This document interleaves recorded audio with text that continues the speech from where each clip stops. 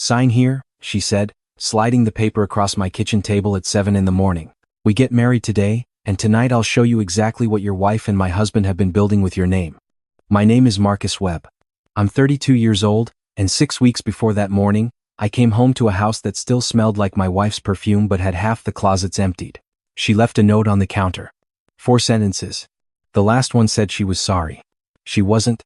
I knew that because the week before, I'd seen a hotel reservation on our shared credit card, a place in Scottsdale I'd never been to, and when I asked her about it, she told me it was a work retreat. She worked in residential real estate. Her business partner of 3 years was a man named Cole Hargrove. Handsome, confident, the kind of guy who remembered everyone's drink order and made it feel like a gift. I had introduced them. I had trusted both of them. I found that out quietly, sitting in my car in the parking garage of my own office building, scrolling through charge history on my phone like a man trying to find the exact moment his life stopped being his. She didn't leave during a fight. She left on a Tuesday afternoon while I was at a site walk in Tempe. By the time I got home, the good dishes were gone, her mother's painting was off the wall, and the dog, our dog, a 3-year-old lab mix named Reuben, was sitting by the front door like he was waiting for someone to explain it to him. I sat on the floor with him for a long time. I didn't cry that night. That came later, in smaller and less dignified moments. In the shower. In the car on the way to a client meeting. Once, briefly and humiliatingly, in a Home Depot parking lot for reasons I still can't fully explain. The divorce was fast. She didn't fight me on anything, which I later understood was not generosity. It was efficiency. She had somewhere to be, and a drawn-out process would have slowed things down. My attorney said it was one of the cleanest splits he'd seen.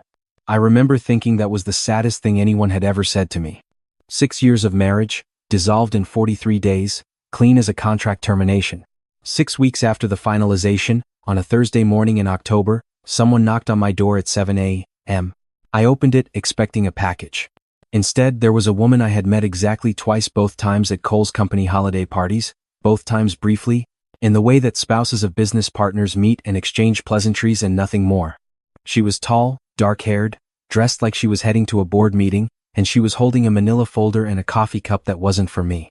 Her name was Vivienne Hargrove, Cole's wife. "I know this is early," she said. "I need you to hear me out before you close the door." I didn't close the door. She stepped inside without being fully invited, looked around my living room, the way someone looks at a place they're assessing rather than visiting, and set the folder on my kitchen table. "He's been using your name," she said. "Not just your name, your license, your firm. He's been running policies through your company for 18 months, and when the whole thing unravels, which it is about to, you are the one who goes down for it." I stared at her. "My husband and your wife," she continued, opening the folder, "are business partners in a way that has nothing to do with real estate." I looked at the papers. Insurance certificates, policy documents, claim filings. My name was on half of them. My firm's license number was on all of them. "Why are you here?" I asked. She looked at me steadily. "Because I need a witness. And because you need standing. And because the only way either of us gets out of this clean is if we go in together." "Go in where, exactly?" She reached into the folder and pulled out a second document. A marriage license. Already partially filled out. My full name printed at the top in clean black ink. I want to be honest about what I felt in that moment, because I think it matters.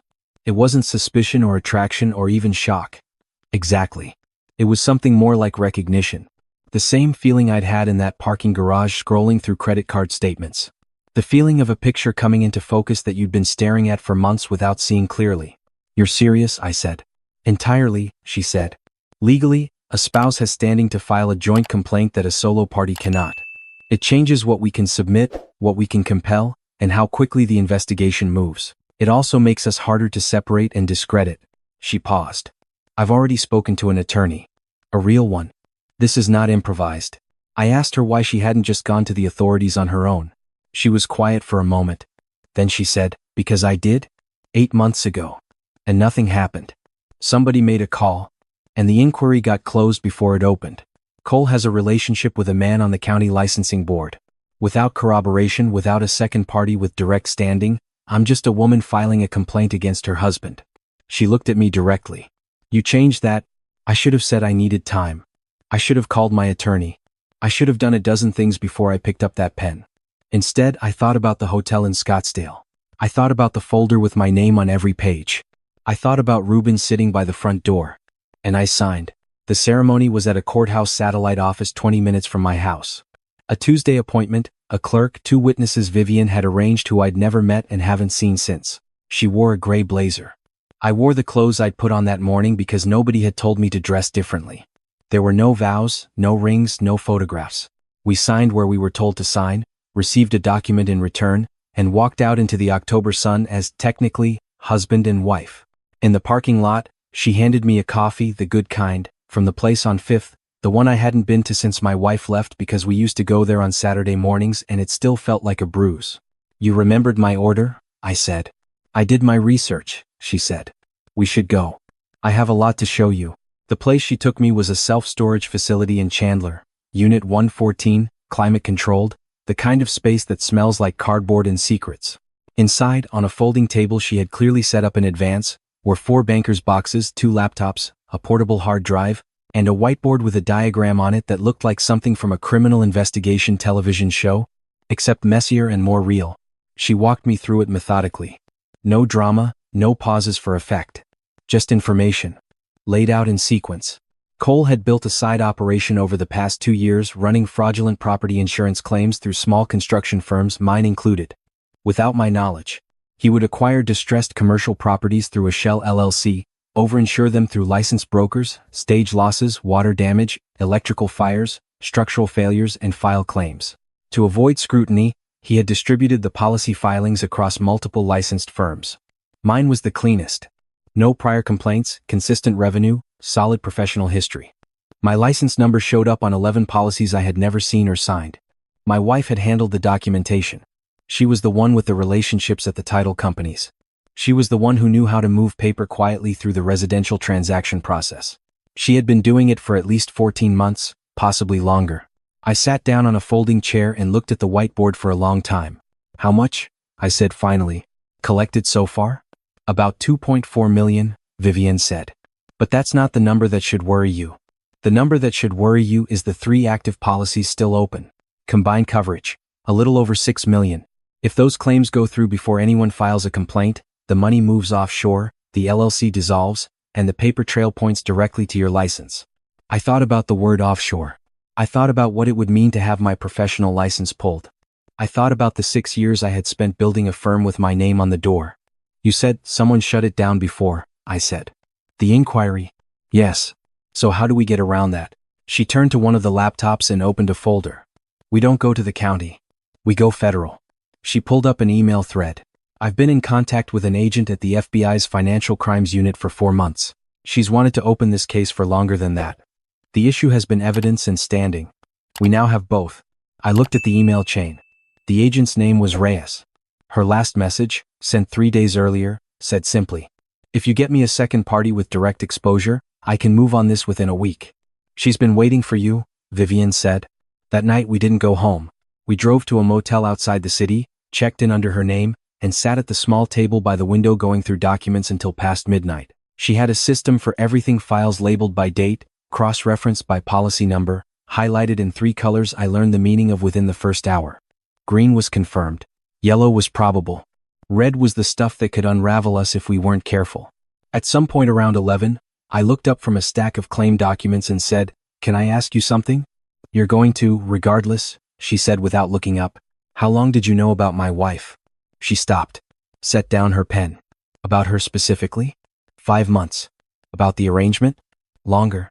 I knew something was happening with Cole's finances before I knew who was involved. She looked at me. "I'm sorry. I know that's not a satisfying answer. Did you know when we met? At the holiday party last December?" "No," she said. "That was before I started really looking." A pause. "For what it's worth, I thought you seemed like someone who didn't deserve what was coming." I didn't know what to say to that, so I didn't say anything. She was back to her files within 30 seconds. "Here's what I noticed about Vivienne Hargrove over the next 10 days. She slept about 5 hours a night and seemed fine on it. She ate the same lunch every day, turkey on wheat, no condiments, eaten at whatever flat surface was nearby without stopping work. She never complained about anything. She communicated in facts and next steps. She did not perform warmth, but she was not cold either. When I asked a question she considered worth answering, she answered it completely. When I asked something she thought was unnecessary, she said so without embarrassment. On the 4th day, I asked her why she was doing this. Not the legal strategy. The personal part. She thought about it longer than I expected. Cole took 7 years from me, she said finally. Not in a dramatic way. Just quietly, gradually, the way a slow leak ruins a foundation. I want the record to show what actually happened. Not his version. The real version. She looked at me. Don't you? I did. On the 7th day after the courthouse, I received a text from my ex-wife.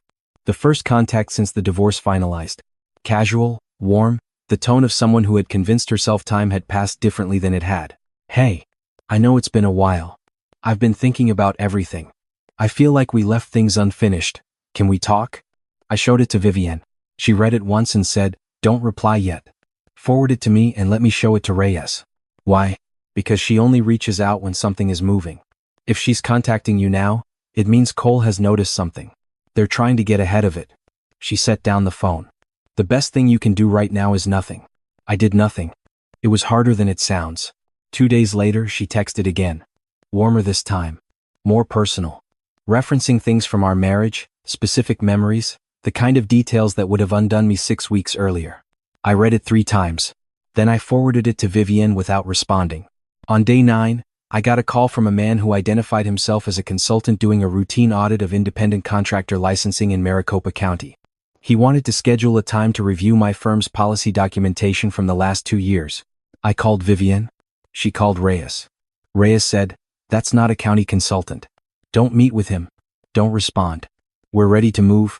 The next morning, Vivienne and I drove to a federal building in downtown Phoenix and spent 3 hours in a conference room with Agent Reyes and 2 other investigators whose names I never fully caught. We handed over everything. Every document from the storage unit, the hard drive, the email chain, the text messages from my ex-wife. Reyes went through it with the focused calm of someone who had been waiting for this moment and intended to make it count. At the end of the meeting, she looked at both of us and said, this is the cleanest package I've seen on this kind of case. Give us 72 hours. In the car on the way back, Vivienne and I didn't talk for a while. The city moved past the windows, ordinary and oblivious. Are you okay? She asked. It was the first time she'd asked me that. I don't know, I said honestly. Are you? She thought about it. I'll know when it's done. The 72 hours felt like a month compressed into 3 days. I went to work. I answered emails. I reviewed drawings for a mixed-use project in Tempe that suddenly seemed both completely normal and completely surreal. I took Ruben on long walks. I did not reply to my ex-wife's messages. I called my sister twice and didn't tell her anything useful. On the 3rd morning, my phone rang at 6:45 a.m. It was Vivienne. It's done, she said. Cole had been arrested at his office. 2 federal agents, a sealed warrant, no advance warning. My ex-wife had been picked up at the same time at a property showing in Scottsdale, a detail that landed with a strange precision, given where this had all started. The fake county consultant turned out to be a private investigator Cole had hired, which became its own separate charge. The 3 open insurance policies were frozen before any claims processed. The offshore account, partially set up and not yet fully operational, was flagged and seized as part of the warrant. The charges filed that morning included wire fraud, insurance fraud, conspiracy, identity theft, my professional license, used without my knowledge or consent, and obstruction of justice, for the original attempt to shut down Vivienne's inquiry 8 months earlier. Cole faced 16 counts. My ex-wife faced 11. Their attorney made a statement to the press that used the words context and mischaracterization several times without explaining either one. I stood in my kitchen and read the news summary on my phone and felt something that wasn't quite satisfaction and wasn't quite relief. It was more like the moment when a noise you've been hearing for so long you stopped noticing it finally stops. Ruben put his head on my knee. Vivienne and I appeared as witnesses at a preliminary hearing 6 weeks later. We sat on the same side of the courtroom but didn't speak much. Afterward, on the courthouse steps, she turned to me. You held up well in there, she said. You seemed completely calm, I said. I've been practicing calm for about 2 years, she said. It gets easier. We stood there in the November sun for a moment, neither of us in a particular hurry to leave. The annulment paperwork came through this morning, she said. From my attorney. Whenever you're ready to sign. Whenever you are, I said. She nodded. And then, almost as an afterthought. For what it's worth, you were a good partner in this. Not what I expected. What did you expect? She considered. Someone more passive. Someone who needed more managing. A small pause. You surprised me. I signed the annulment papers on a Friday afternoon in a conference room at my attorney's office, small and bright, overlooking a parking garage. Vivienne signed on the same page, same table, same pen passed between us without ceremony. The attorney made copies and we each took one. 7 weeks of legal marriage, dissolved in about 12 minutes. In the elevator down, I held the folder with my copy and looked at the floor indicator. Strange thing to have on your record, I said. Stranger things have happened recently, she said. Outside, it was cold for Arizona. The wind had the kind of edge that makes you notice it. We walked to our respective cars, which were parked on the same level but in different directions, and that was the natural ending point. The place where two people in a movie walk opposite ways and the credits roll. I was almost at my car when she called back. Marcus. I turned around. She was standing at the trunk of her car, not quite looking at me, the way people look when they're deciding how much to say. I don't usually do this, she said. But there's a restaurant on Roosevelt Row I've been meaning to try. It just opened. I've heard good things. She paused. I thought maybe you'd want to go. Not for any reason. Just to go. I looked at her for a moment. Just a woman standing in a parking garage, having dismantled a fraud operation with me over the past 2 months, asking if I wanted to get dinner. Nothing dramatic about it. Nothing performed? Yeah, I said. I'd want to go. She nodded once, like that settled something. Friday, I agreed. I got in my car and sat there for a minute before starting it. I thought about the first morning she showed up at my door with a coffee order she'd researched and a marriage license she'd already partly filled out and a folder full of documents with my name used against me. I thought about the motel table and the whiteboard and 3 colors of highlighter and a woman who slept 5 hours and never complained. I thought about the way she'd asked, once, if I was okay, and seemed to actually want to know. I thought about the words she'd used that first morning in my kitchen, when I asked her what she was after. Justice, she'd said. And if we're lucky, something worth keeping. I hadn't understood the second part then. I thought I understood it a little better now. I started the car and drove home to Reuben, the last evening light turning everything in Phoenix the color it gets when the day has almost finished deciding what kind of day it was. Orange and flat and wide open. The kind of sky that doesn't ask you anything. It just keeps going. I had a lot of paperwork ahead of me. A professional license to formally clear, a firm to rebuild the reputation of, a client base to reassure. I had a sister to finally call and actually tell the truth to. I had a Saturday morning coffee place to return to, on my own terms this time. And I had a Friday dinner with a woman who had walked into my life carrying evidence, not flowers, and had never once pretended to be anything other than exactly what she was. That seemed like a reasonable place to start.